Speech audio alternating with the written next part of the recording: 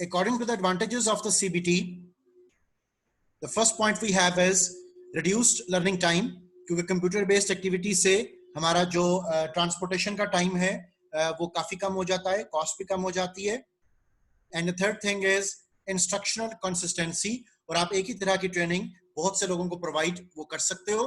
तो these are the basic advantages of computer based training. There are different types of CBT. इसमें हमारे पास intelligent tutoring systems हैं, इसमें interactive multimedia trainings हैं और वर्चुअल रियलिटी ट्रेनिंग्स हैं. सो डिफरेंट तरह के हमारे पास कंप्यूटर बेस्ड सिस्टम और सॉफ्टवेयर्स जो हैं वो ट्रेनिंग के लिए अवेलेबल हैं.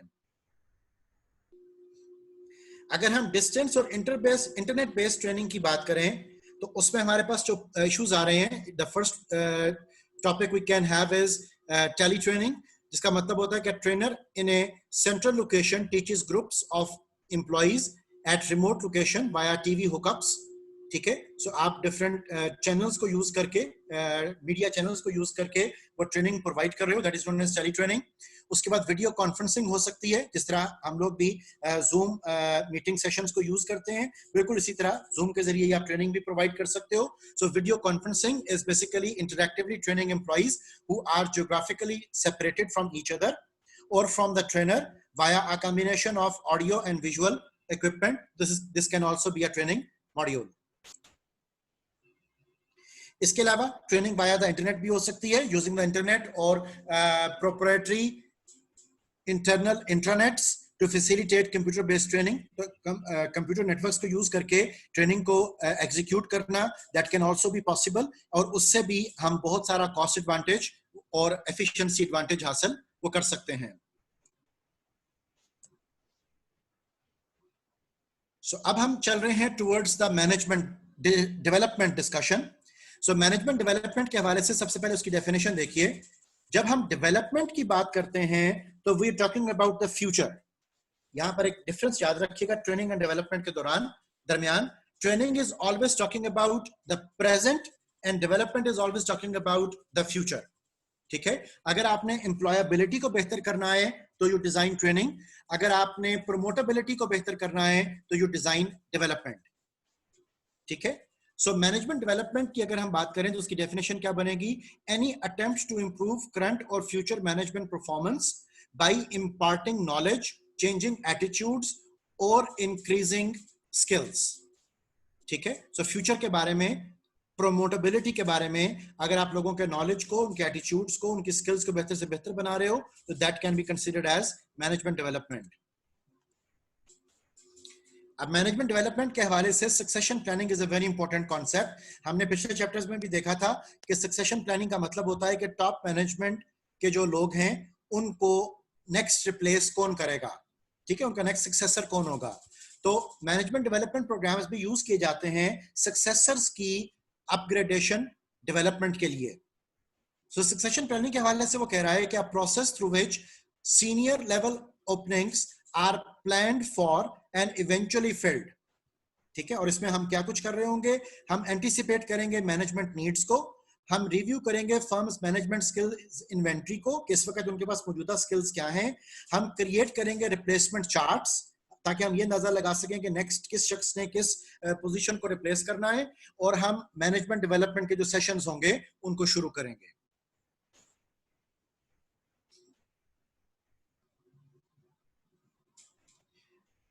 The next topic we have is managerial on the job training. उसमें आप डेफिनेशन देखिए जॉब रोटेशन की. जॉब रोटेशन के बारे में वो कहता है कि moving a trainee from department to department. जैसे भी आपको मैंने बताया था कि एक शख्स मार्केटिंग डिपार्टमेंट में काम कर रहा है और आप उसको कुछ अरसे के लिए फाइनेंस, प्रोडक्शन, एचआर, अकाउंट्स, हर डिपार्टमेंट में वो भेज देते हो. So job rotation would moving a trainee from department to department to broaden his or her experience and identify strong and weak points. ठीक है, और हमें ताकि ये भी अंदाजा हो सके कि किस किस शोबे में उसको बेहतरी की जरूरत वो है. इसी तरह कोचिंग अंडर स्टडी अप्रोच जो हम यूज कर सकते हैं, उसके बारे में आपका ऑथर कहता है कि a trainee works directly with a senior manager with or with a person he or she is to replace. The later is responsible for trainees coaching. ठीक है, तो हम एक सुपरवाइजर एलोकेट कर देते हैं, हम एक कोच एक मेंटोर रिलेशनशिप एस्टैब्लिश कर देते हैं एक जूनियर एम्प्लॉय का एक सीनियर एम्प्लॉय के साथ, ताकि वो काम को अच्छे तरीके से समझ सके। Then there can be action learning as well. Action learning के बारे में वो कहते हैं कि action learning is basically management trainees are allowed to work full time analysing and solving problems in other departments. ठीक है, मुख्तलिफ जगहों पर वो काम की मुश्किलात को समझता है और फिर अपने आप को डेवलप करता है उन हवालों से। अब हमारे पास अगला जो टॉपिक शुरू हो रहा है that is of the job management training and development techniques. इसमें सबसे पहली टेक्निक हमारे पास आ रही है case study method. Case study method में हम डिफरेंट ऑर्गेनाइजेशंस की जो प्रैक्टिकल सिचुएशंस होती हैं उनको ब्रीफ करते हैं अपने कैंडिडेट्स को, ताकि वो डिफरेंट ऑर्गेनाइजेशंस की लर्निंग और एक्सपीरियंस से खुद अपने आप को डेवलप वो कर सकें। सो केस स्टडी मेथड के बारे में वो कह रहा है कि managers are presented with a description of an organisational problem to diagnose and solve, कि वो उस मुश्किल को समझे भी और उसका हल भी ढूंढे। इसके अलावा हमारे पास डिफरेंट मैनेजमेंट गेम्स के मॉड्यूल्स भी होते हैं। उन मैनेजमेंट गेम्स के मॉड्यूल्स में वो कहता है कि teams of managers compete by making computerised decisions regarding realistic but simulated situations.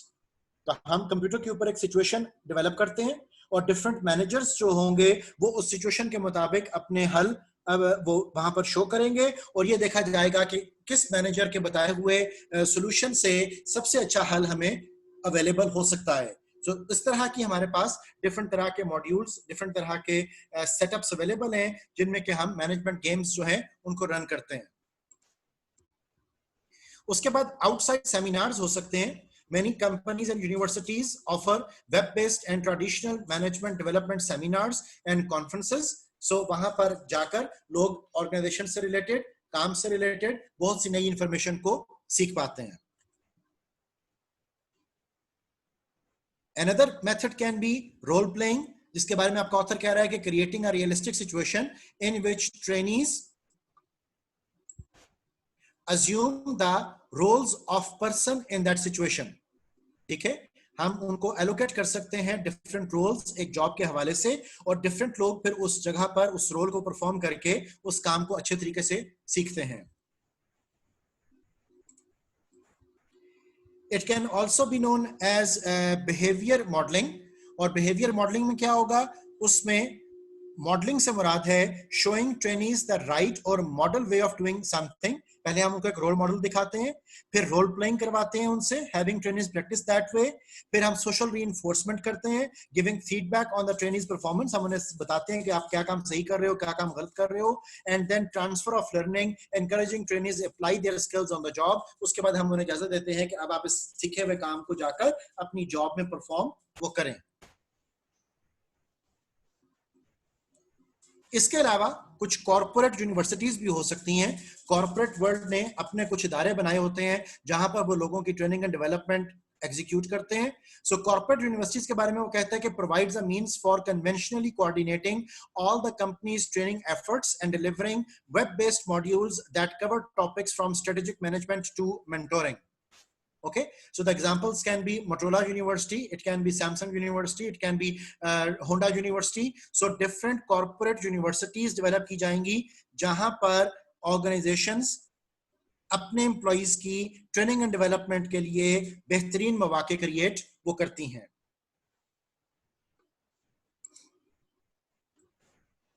In-house development centers हमारे हो सकते हैं। For example, a company-based method for exposing prospective managers to realistic exercises to develop improved management skills।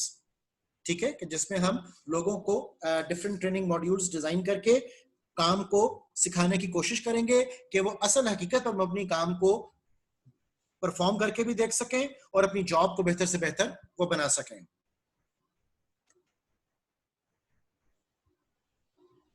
Of the job management training and development techniques हम बात को आगे चला रहे हैं और अब हमारे पास टॉपिक आ रहा है एग्जीक्यूटिव कोचेस। एग्जीक्यूटिव कोचेस के बारे में आपका ऑथर लिखता है कि an outside consultant who questions the executives boss, peers, subordinates, sometimes family in order to identify executive strengths and weaknesses. So एक बाहर का बंदा, एक बाहर का कंसल्टेंट जो है ऑर्गेनाइजेशन की फैसिलिटी से जो डायरेक्टली बिलोंग ना करता हो, वो आकर एक एम्प्लॉय के बारे में इन्वेस्टिगेट करता है, एग्जीक्यूटिव के बारे में इन्वेस्टिगेट करता है और मुख्तलिफ सवालों से वो ये अंदाजा लगाता है कि कहां पर एक एम्प्लॉय की वीकनेस है और कहां पर एक एम्प्लॉय की स्ट्रेंथ है जॉब से रिलेटेड. सो उस हवाले से वो सबॉर्डिनेट से भी बात कर सकता है, वो फैमिली मेंबर से भी बात कर सकता है, वो मुख्तलिफ लोगों को अपने डिस्कशन में लेकर आ सकता है ताकि हम एक एम्प्लॉय के हर कॉन्टेक्स्ट को, उसकी लीडरशिप स्किल को, उसके टेक्निकल स्किल को, कंसेप्चुअल स्किल को, ह्यूमन स्किल को हम डिफरेंट हवालों से जान सकें. So counsels the executive so he or she can capitalize on those strengths and overcome the weaknesses. उसके बाद हम उन एग्जीक्यूटिव से डिस्कस कर लेते हैं कि जी आपके पास बेहतर स्किल लेवल के एस्पेक्ट्स क्या हैं, आप उनको मजीद बेहतर कैसे बना सकते हो और वीकनेसेस कहां पर हैं जिनको ओवरकम करने की जरूरत वो होगी.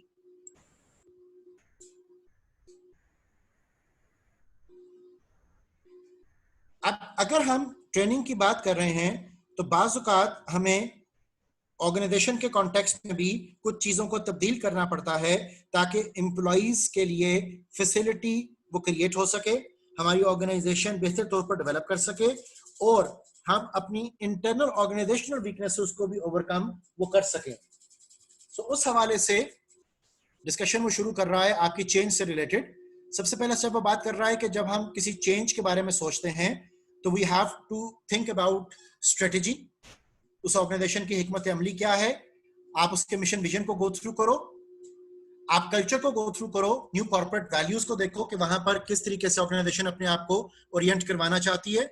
ऑर्गेनाइजेशन के स्ट्रक्चर को स्टडी करो, हो सकता है कि स्ट्रक्चर में किसी तब्दीली की जरूरत हो जिसमें कि डिपार्टमेंटल स्ट्रक्चर हो सकता है, कोऑर्डिनेशन का स्ट्रक्चर हो सकता है, span of control, reporting relationship, tasks, decision making procedures. तो इन तमाम के अंदर हम कोई चेंज एक्सपेक्ट कर सकते हैं. टेक्नोलॉजी में कोई तब्दीली आ सकती है. फॉर एग्जांपल आपके एम्प्लॉइज जो थे वो पहले मैनुअल वर्क कर रहे थे, अब आपने वहां पर कंप्यूटराइज्ड या ऑटोमेटेड वर्क इंस्टॉल कर लिया है, तो उसके हवाले से जाहिर है कि आपको ट्रेनिंग भी प्रोवाइड करनी पड़ेगी and that change is to be incorporated as well. So employees change भी हमें रिक्वायर हो सकता है जिसमें कि change in their attitudes and skills, that can be one of the ideas we should be focusing upon.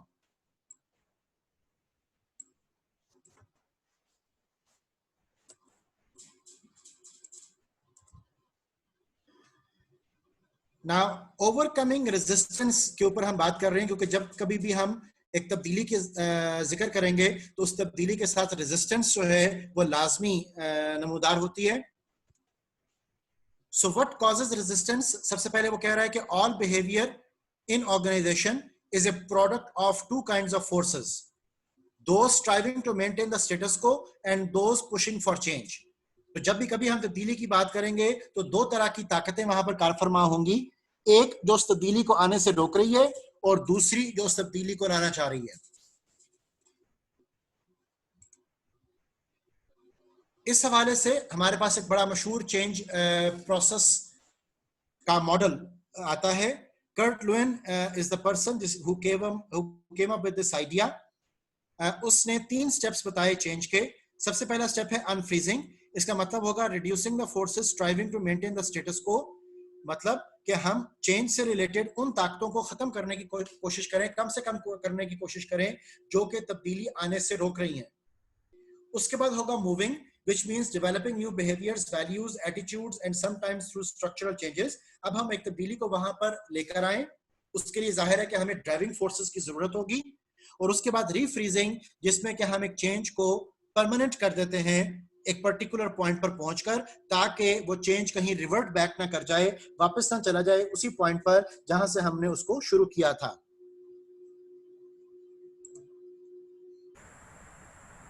अब change के resistance को ओवरकम करने के लिए आपका ऑथर कुछ पॉइंट सजेस्ट कर रहा है.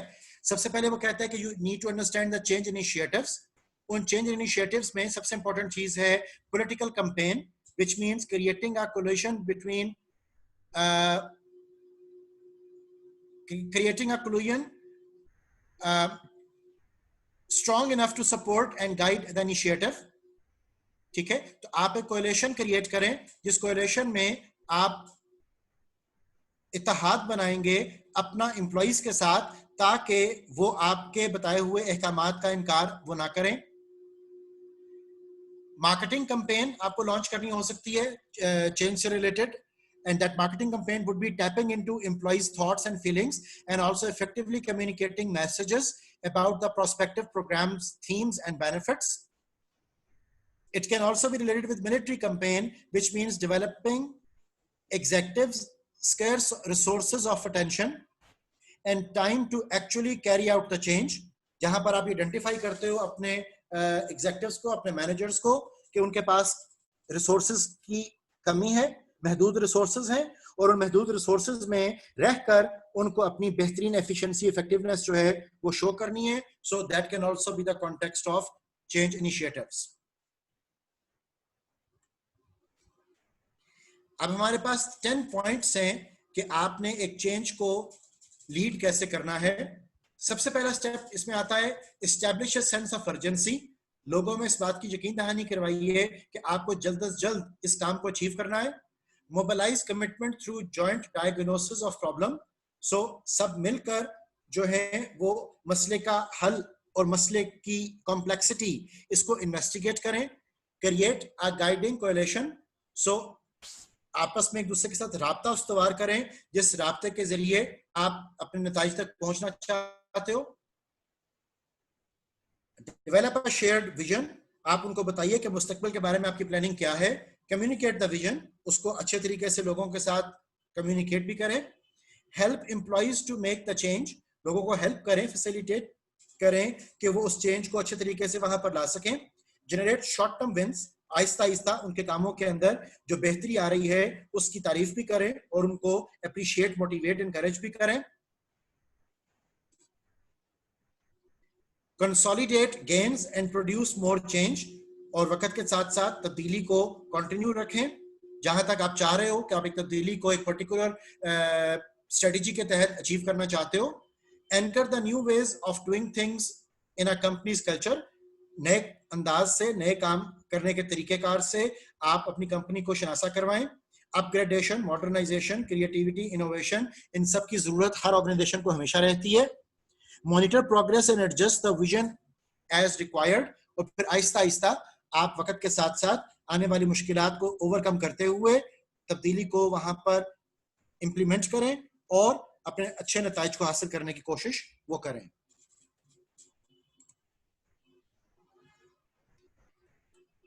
ऑर्गेनाइजेशनल डेवलपमेंट की जब हम बात करते हैं तो एक बड़ी स्पेशलाइज्ड फील्ड हमारे पास आ जाती है जिसको हम ओडी के नाम से जानेंगे.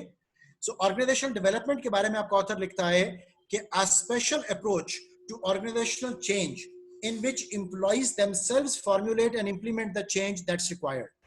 ठीक है, इसमें पार्टिसिपेटरी स्टाइल जो है वो हम यूज करेंगे. हम लोगों की सजेशंस, उनकी राय को फोकियत देंगे और हम उनसे डिस्कस करते हुए उनकी पार्टिसिपेशन को बुरुएकार लाते हुए ऑर्गेनाइजेशन की डेवलपमेंट को इंश्योर करने की कोशिश वो करेंगे. सो उसमें यूजुअली इन्वॉल्व एक्शन रिसर्च हो सकती है. आपके पास रिसर्च एविडेंसेस हो, माजी में आप क्या क्या तब्दीली लाए थे, उसके क्या नतीजे थे. Applies behavioural science knowledge. आपके पास जितना भी ऑर्गेनाइजेशनल बिहेवियर का नॉलेज है, एचआरएम का नॉलेज है, जनरल मैनेजमेंट का नॉलेज है, आप उन तमाम को, आयो साइकोलॉजी का नॉलेज है, इन तमाम फील्ड्स के नॉलेज को आप यूज करते हो ताकि आप बेहतरीन रिजल्ट्स हासिल कर सको. Changes the attitudes, values and beliefs of employees. So लोगों के सोच के अंदाज को भी तब्दील करने की जरूरत होगी. And changes the organisation in a particular direction. और हमें अपने आप को अपडेट और अपग्रेड करने की भी जरूरत होगी ताकि हम अपने किबला और काबा को दुरुस्त करते हुए सही जानिब अपनी डेवलपमेंट को लेकर चल सकें. यहां तक आपके बेसिक चैप्टर कंटेंट्स थे. अब आपके साथ मैं एक ट्रेनिंग फेजेस वो डिस्कस कर रहा हूं. यहां पर हम एक पूरा ट्रेनिंग मॉड्यूल वो डिस्कस करेंगे कि किस तरीके से ऑर्गेनाइजेशंस जो हैं वो अपने ट्रेनिंग सेशंस को डिजाइन करती हैं और किस तरह से वो एग्जीक्यूट किए जाते हैं, फेज वाइज उसकी इंप्लीमेंटेशन किस तरह से होगी. इस तमाम आइडिया को इंशाल्लाह हम अपनी नेक्स्ट मीटिंग में डिस्कस कर रहे हैं. यहां पर हम इस मीटिंग टाइम को खत्म करके नेक्स्ट मीटिंग में इंशाल्लाह फेजेस को कवर वो करेंगे.